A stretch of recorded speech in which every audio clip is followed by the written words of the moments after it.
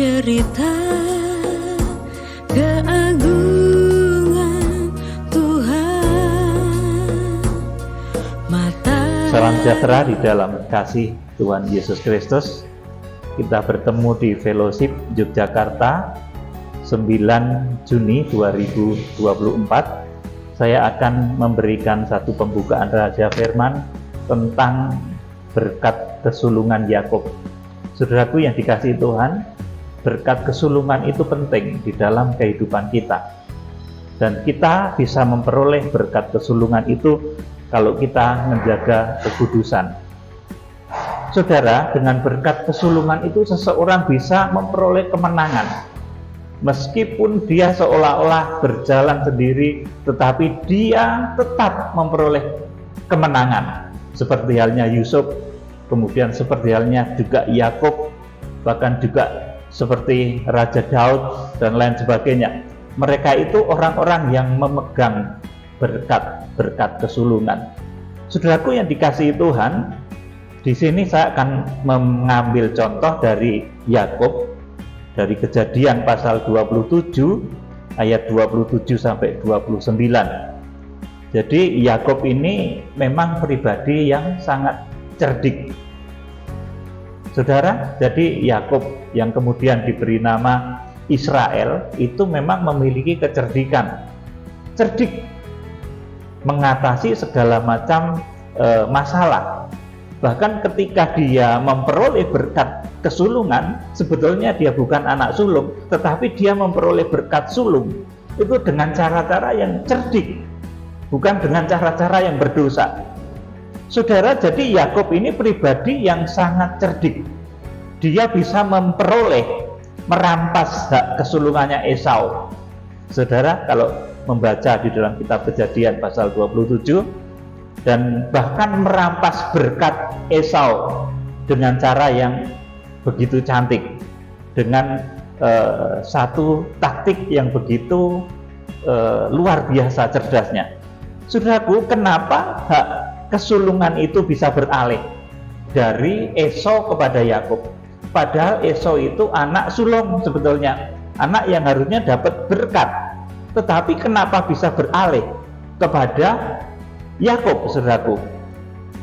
Jadi kesulungan itu bisa beralih, saudaraku, sebab dari pihak Tuhan ini memandang bahwa apabila kedahsyatan hak kesulungan itu melekat pada Esau, maka akan digunakan untuk memenuhi hawa nafsu dan kemudian akan bisa merusak banyak hal. Jadi berkat kesulungan itu dahsyat, saudaraku. Oleh karena itu harus diberikan kepada orang-orang yang tepat. Kalau tidak diberikan kepada orang yang tepat akan bisa merusak. Oleh karena itu Esau, saudaraku, di dalam pandangan Tuhan, dari pihak Tuhan, saudaraku, kemudian ini dari pandangan Tuhan, Esau itu tidak baik. Oleh karena itu kemudian hak kesulungan itu dipindahkan kepada Yakub. Ini dari pihak Tuhan. Kemudian dari sudut pandang lahiriah yang bisa kita baca, yang bisa kita nalar dengan pikiran, dari sudut pandang lahiriah, perpindahan hak kesulungan dari Esau kepada Yakub itu terjadi karena kelemahan fisik dari Ishak.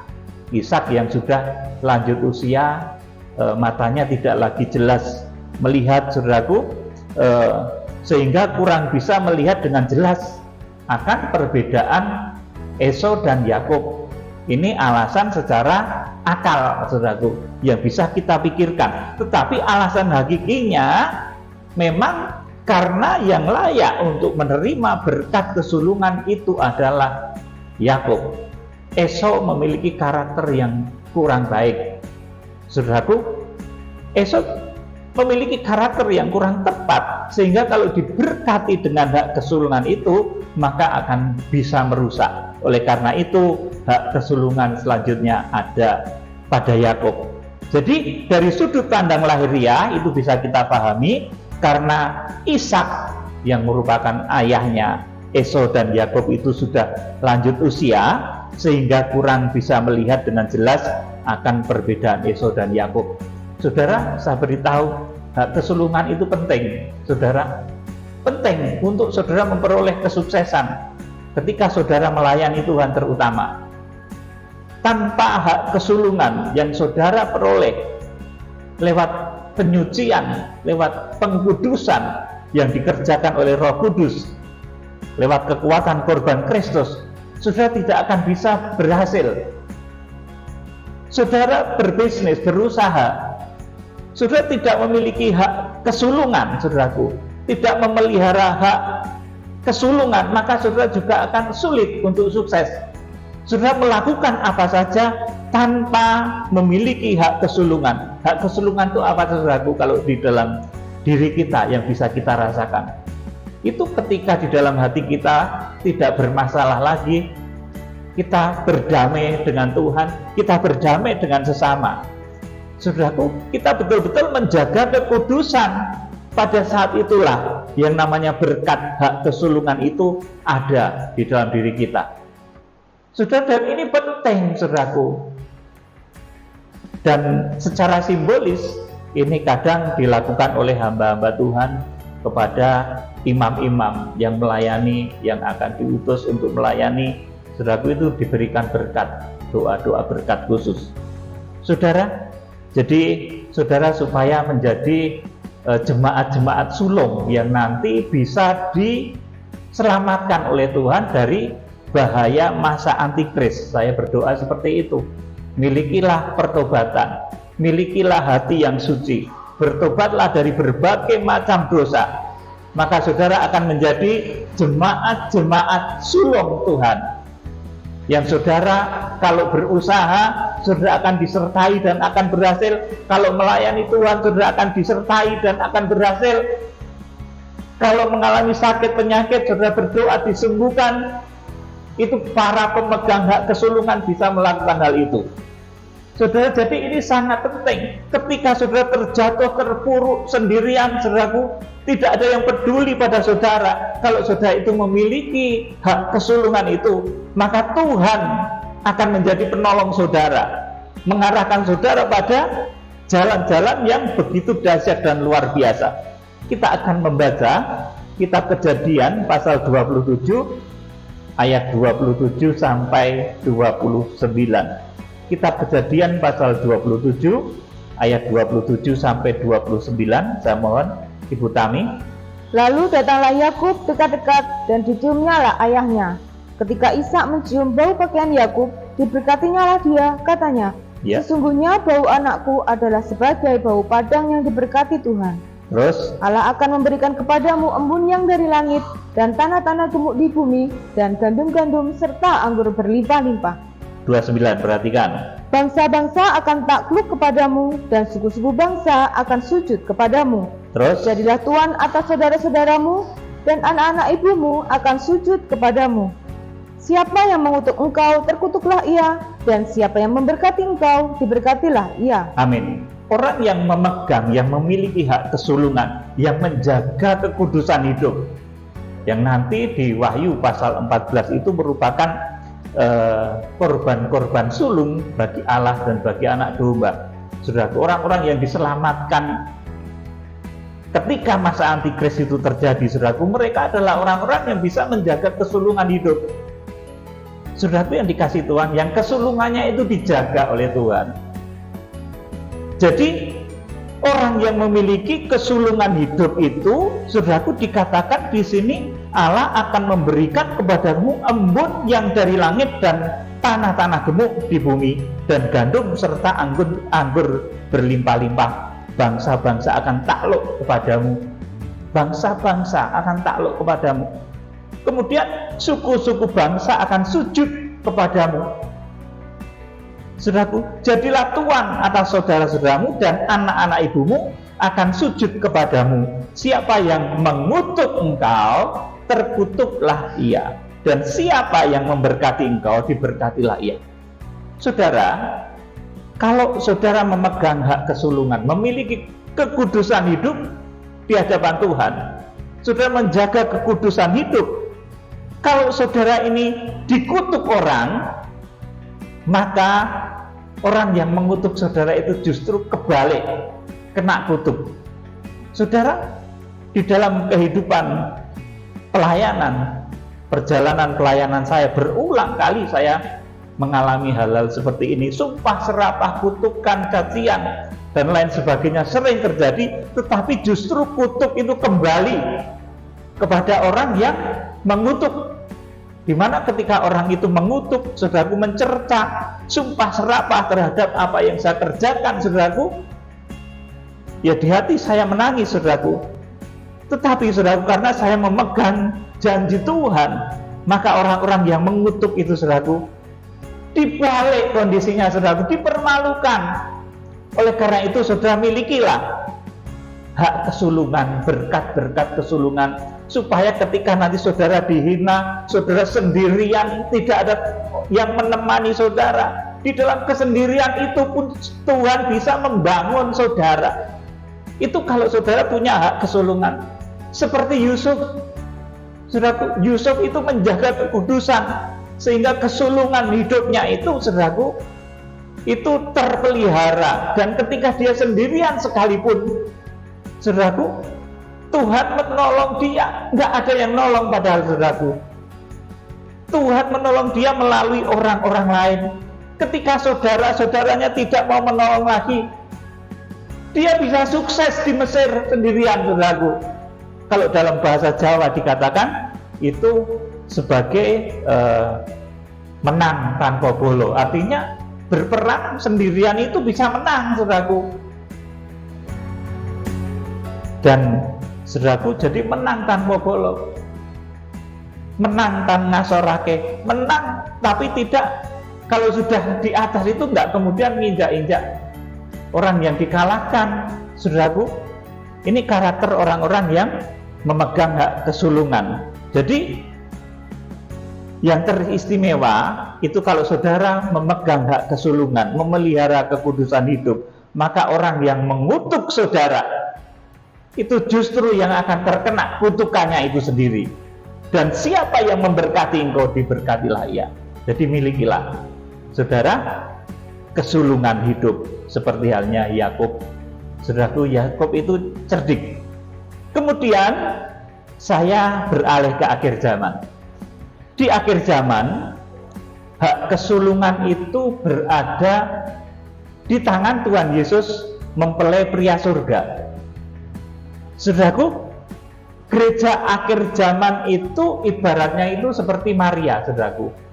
Kesulungannya, perawannya itu, saudaraku, kesulungannya itu direnggut. Maria itu kesulungannya direnggut, saudaraku, sehingga dia mau tidak mau harus melahirkan Tuhan Yesus. Padahal waktu itu, saudaraku, seharusnya dia menikmati masa remaja, masa yang begitu indah. Tetapi saudaraku, apa yang terindah di dalam diri Maria itu, saudaraku, direnggut oleh Roh Kudus. Dia harus mengandung bayi Yesus. Ini taktik mempelai pria surga supaya Maria tidak bisa mengelak. Dan akhirnya Maria berkata, jadilah padamu, jadilah padaku menurut kehendakmu, sebab aku ini adalah hamba Tuhan. Saudaraku, akhirnya dia menyadari bahwa dia adalah hamba Tuhan yang tidak boleh lagi bersikap menuruti keinginan dagingnya. Yang jadi adalah kehendak Tuhan. Jadi di akhir zaman, hak kesulungan itu di tangan Tuhan Yesus mempelai pria surga. Dia sebagai buah sulung. Dan saudara, saya beritahu, gereja di akhir zaman itu juga dirampas kesulungannya sehingga tidak bisa kemana-mana lagi dan sepenuhnya menjadi milik Kristus. Digambarkan sebagai wanita yang mengandung. Wahyu pasal 12 ayat yang ke-1 dan 2. Saudaraku, jadi setelah kesulungannya itu dirampas, saudaraku, kemudian dia dipingit. Artinya, saudaraku, setelah kesulungannya itu dirampas, yang terbaik itu diberikan kepada Tuhan. Artinya begitu, saudaraku.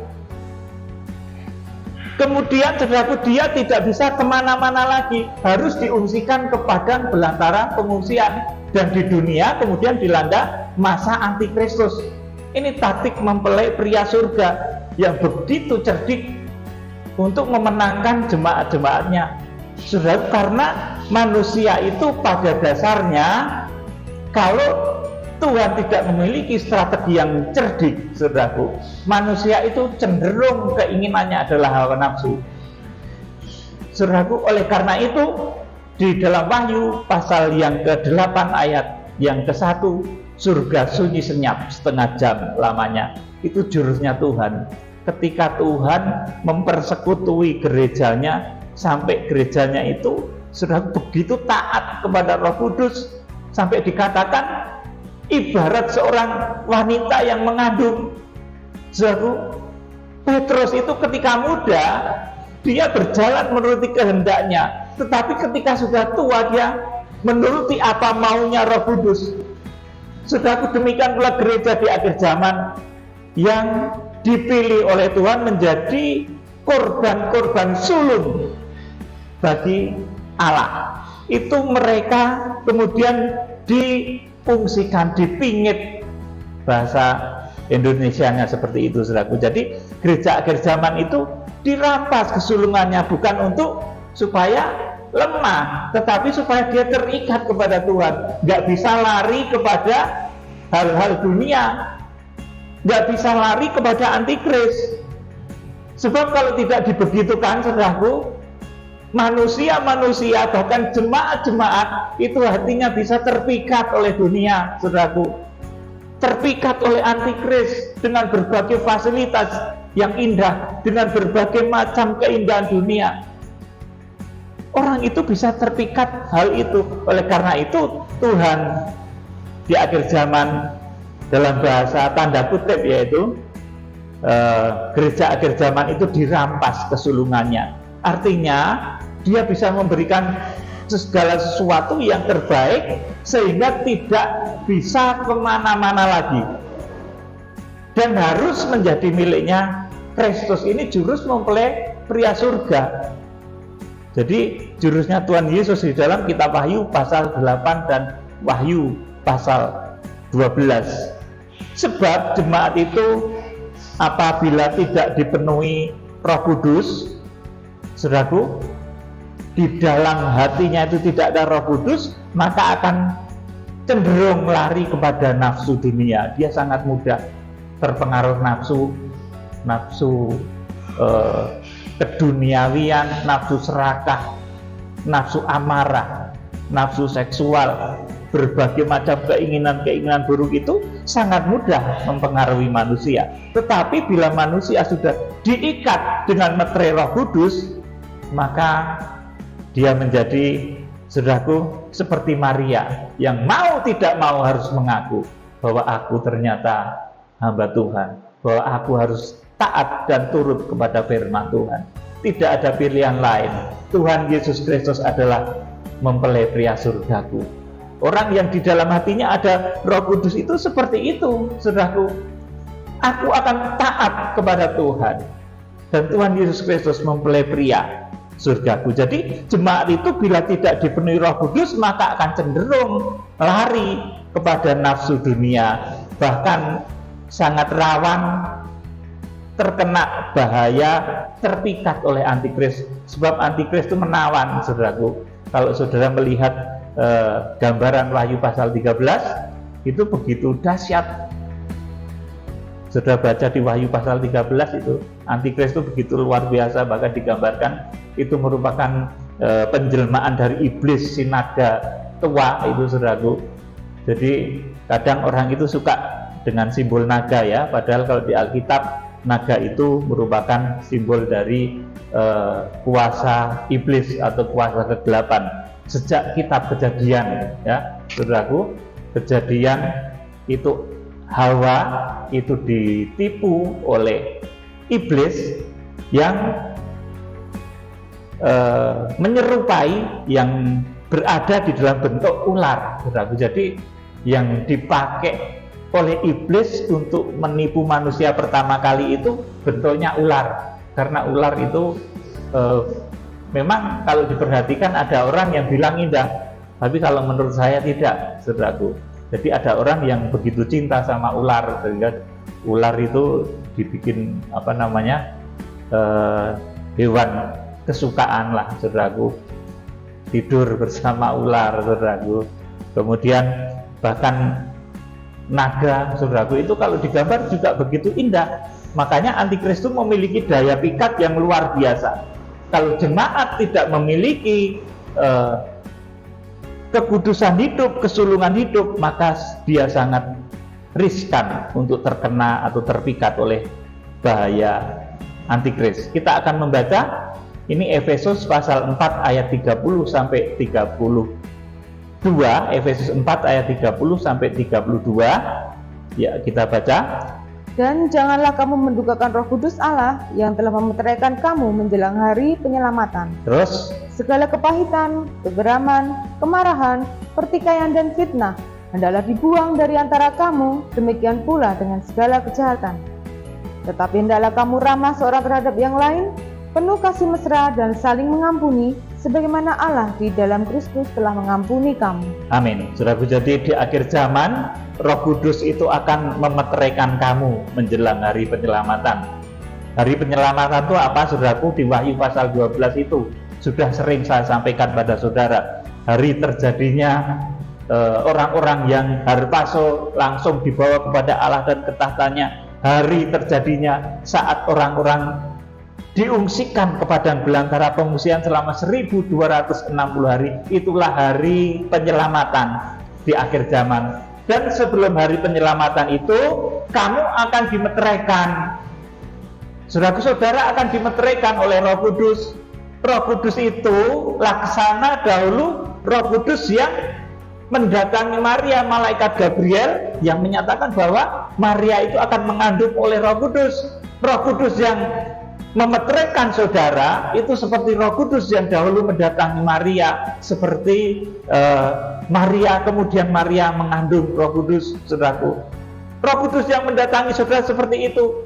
Gereja di akhir zaman akan dinaungi oleh Roh Kudus yang nanti pada akhirnya akan melahirkan jemaat-jemaat yang sempurna, tak bercacat, di mana cara menyelamatkan di sini dikatakan Roh Kudus Allah yang telah memeteraikan kamu menjelang hari penyelamatan. Cara menyelamatkan saudara itu ada dua macam, yaitu harpaso, itu orang yang mencapai ruang Maha Kudus, perlakuannya beda, langsung dibawa kepada Allah dan ketahtanya. Kemudian yang mencapai ruang kudus itu Theogo, dibawa ke satu tempat yang namanya Eremos atau padang belantara pengungsian.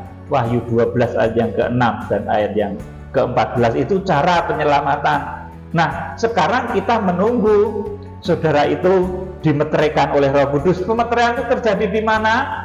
Di kemah saudara masing-masing. Bisa saat saudara di rumah, saat menyembah bersama keluarga, bisa saat saudara persekutuan, bisa saat saudara berkumpul dalam sidang jemaat gereja, bisa saat saudara KKR dan ada lawatan Roh Kudus. Jadi pemeteraian itu tidak harus saudaraku di dalam satu KKR kita ngundang orang banyak, tidak seperti itu saudaraku. Tetapi pemeteraian itu terjadi di kemah saudara masing-masing. Yang akan dimeteraikan itu orangnya banyak sekali saudaraku, jutaan, bahkan miliatan saudaraku. Orang yang percaya Tuhan Yesus Kristus di seluruh dunia itu mencapai hitungan miliar saudaraku, dan yang akan dimeteraikan itu bisa ratusan juta.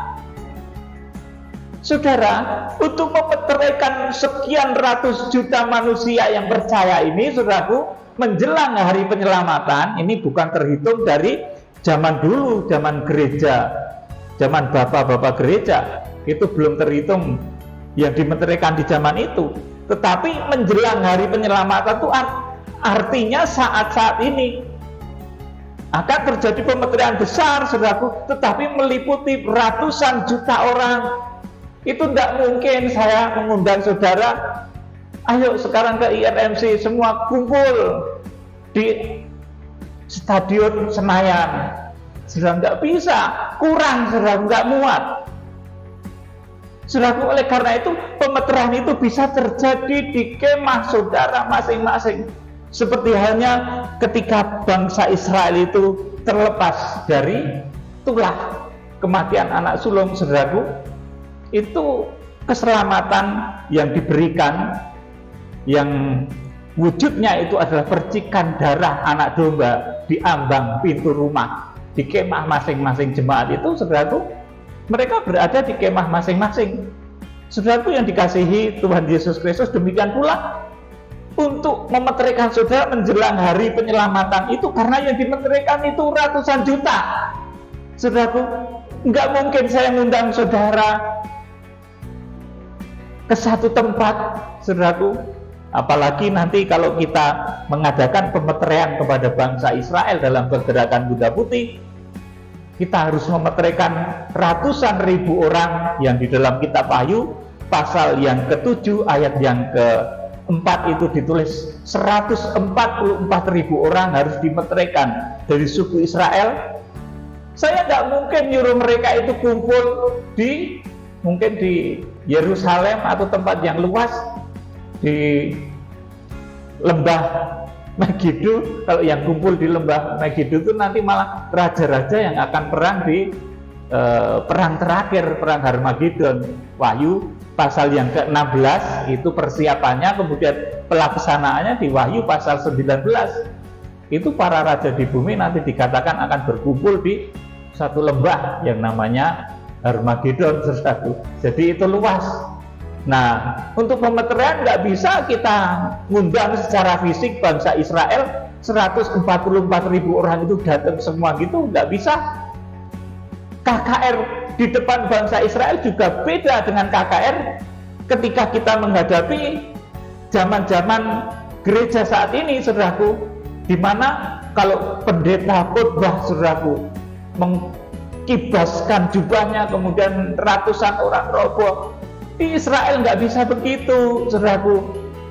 Meniup mikrofon, saudaraku, kemudian puluhan jemaat roboh dipenuhi Roh Kudus. Di Israel tidak bisa begitu. Oleh karena itu, saudaraku, nanti ketika kegerakan Kuda Putih, yang akan kita kerjakan di sana adalah doa-doa makrifat. Kemarin saya ditanya, doanya gimana Pak Peter? Nanti akan diberikan oleh Roh Kudus ketika saudara berada di sana. Jadi saudara akan diberikan bahasa roh. Bahasa roh itu jangan latah. Roh Kudus itu akan memberikan bahasa kepada saudara masing-masing. Tidak usah tiru-tiru, saudaraku.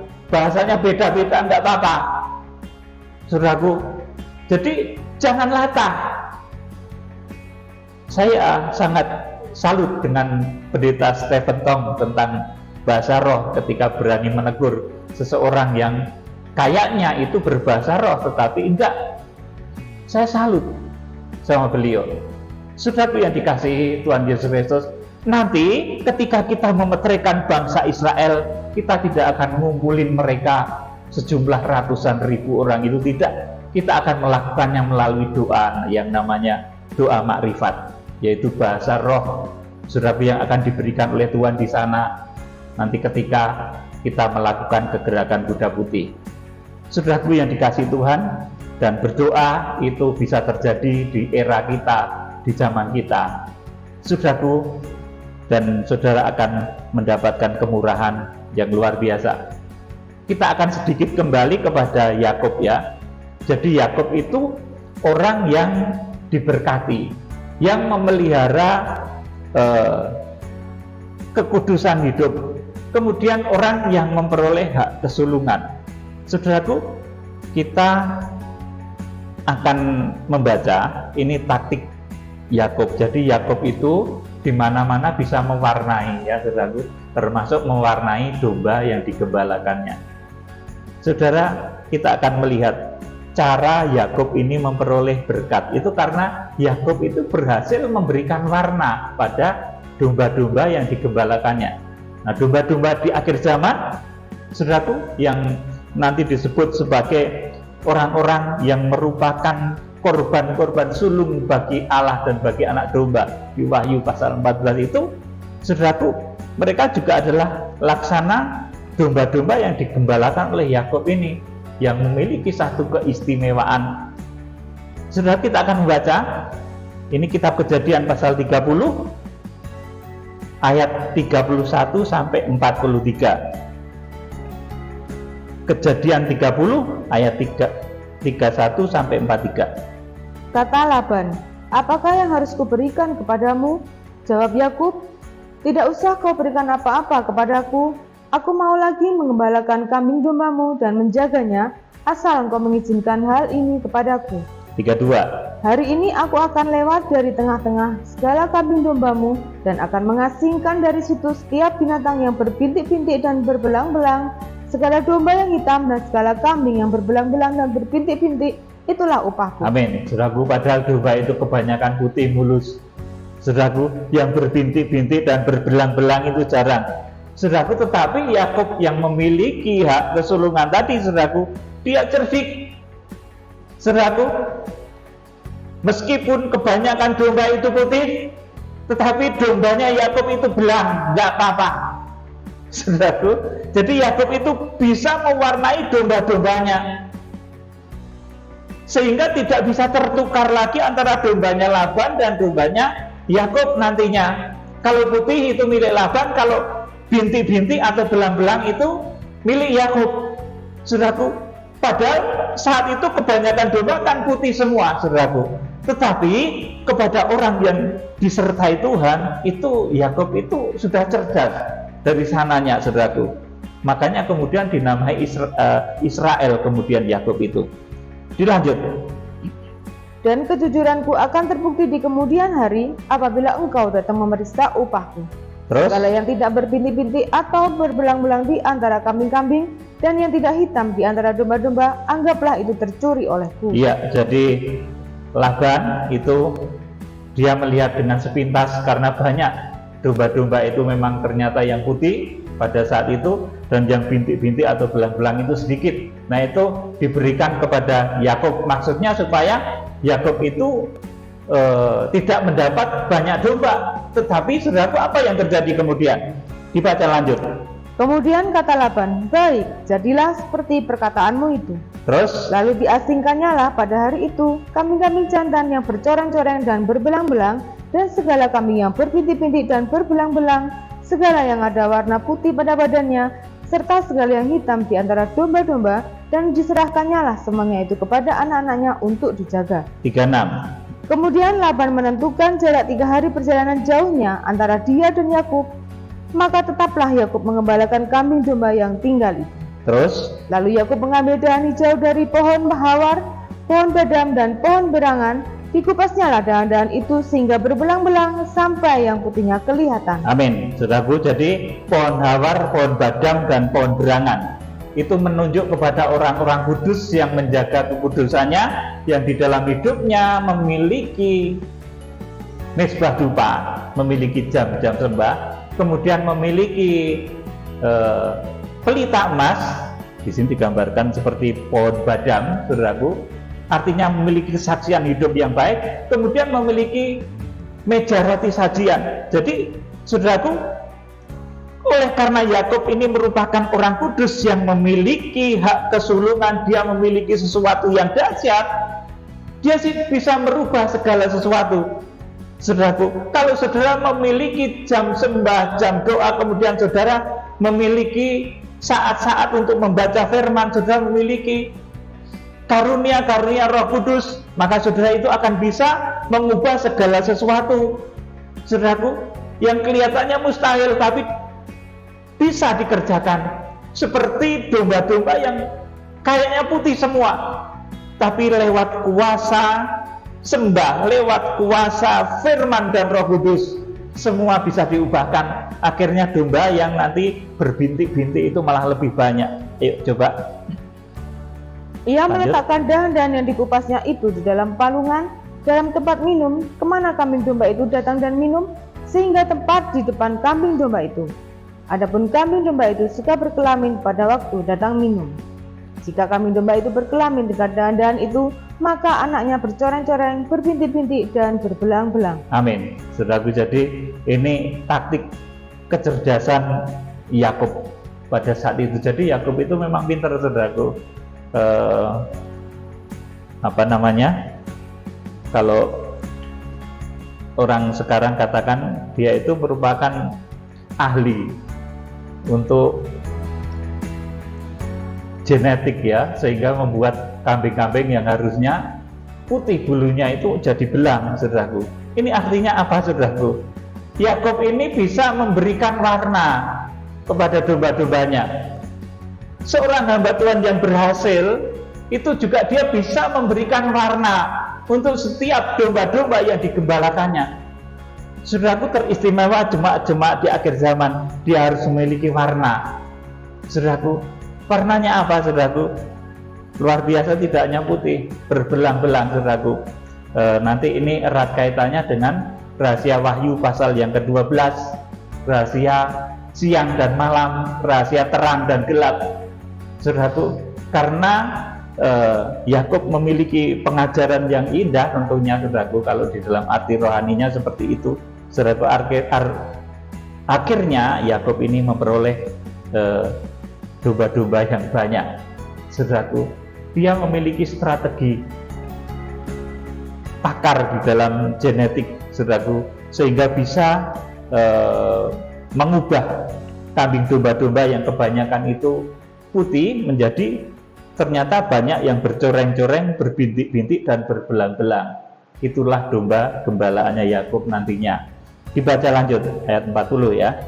Kemudian Yakub memisahkan domba-domba itu, dihadapkannya kepala-kepala kambing domba itu kepada yang bercoreng-coreng dan kepada segala yang hitam di antara kambing domba Laban. Demikianlah ia beroleh kumpulan-kumpulan hewan baginya sendiri dan tidak ditempatkannya pada kambing domba Laban. 41.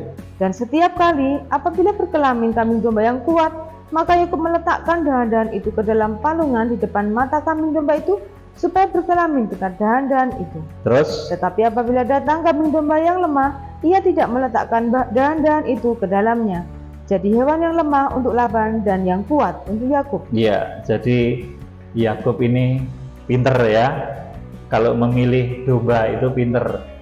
Kalau domba yang lemah itu nanti dikasihkan Laban, saudaraku. Tapi domba yang kuat, saudaraku, nanti dirubah sama Yakub.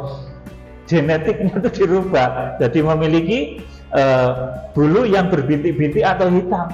Itu keahlian si Yakub, saudaraku. Dari dulu Yakub itu cerdik, sampai sekarang bangsa Israel itu cerdik, yang merupakan keturunan dari Yakub ini. Saudaraku, yang dikasih Tuhan itulah kecerdikan Yakub. Saudara, ketika dia memperoleh ternak, dia memperoleh domba-domba. Nah, domba-domba kegerakan di akhir zaman ini juga domba-domba yang memiliki karakter domba berbintik-bintik dan berbelang-belang, bercoreng-coreng. Artinya dia mengenal pengajaran tentang siang dan malam, tentang matahari, bulan, dan bintang, tentang gelap dan terang, saudaraku. Wahyu pasal 12 itu harus dipahami.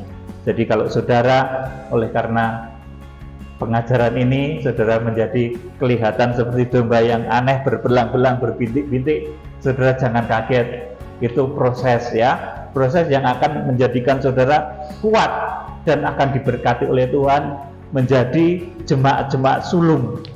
Jemaat-jemaat sulung yang merupakan orang-orang yang ditebus oleh Tuhan sebagai korban-korban sulung bagi Allah dan bagi anak domba. Saudaraku yang dikasihi Tuhan, kita baca ayat yang terakhir, ayat 43 ya, belum dibaca. Maka sangatlah bertambah-tambah harta Yakub, dan ia mempunyai banyak kambing domba, budak perempuan dan laki-laki, unta dan keledai. Amin. Saudaraku, jadi pesan saya pada saat fellowship Yogyakarta kali ini, milikilah hak kesulungan. Saudara, milikilah kekudusan di dalam hidupmu. Kalau saudara sudah memiliki kekudusan hidup, saudara ingin lebih diberkati lagi, biarlah ditumpang tangan oleh hamba-hamba Tuhan yang diurapi, saudaraku. Dan saudara berharap supaya saudara bisa dimeteraikan oleh Roh Kudus. Kalau saudara sudah merasa yakin dimeteraikan oleh Roh Kudus, ya bersukacitalah di dalam Tuhan. Kita akan selalu bersukacita di dalam Tuhan. Tetapi kalau saudara merasa belum dimeteraikan oleh Roh Kudus, saudara memohon kekuatan supaya Roh Kudus menaungi hidup saudara, sehingga saudara tidak lagi melakukan perbuatan-perbuatan rendah, perbuatan-perbuatan berdosa yang membuat saudara itu sial. Sebab orang yang tidak memiliki kekudusan hidup itu seperti orang yang kehilangan kesulungan. Tetapi orang yang memiliki kekudusan hidup itu orang yang memiliki hak kesulungan. Dimanapun dia berjalan, sekalipun sendirian, dia akan tetap disertai oleh Tuhan secara dahsyat dan luar biasa. Kiranya Tuhan Yesus Kristus